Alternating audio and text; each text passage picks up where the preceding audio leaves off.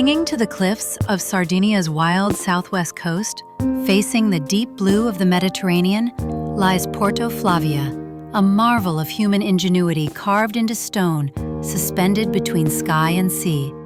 At first glance, it looks like a window in the rock, but behind it lies a tunnel, a vision, a revolution. Built in the 1920s above the waves, Porto Flavia was not a port in the traditional sense. It was a miracle of engineering. For the first time, minerals extracted from the nearby mines could be loaded directly onto ships, cutting transport time, risk, and cost.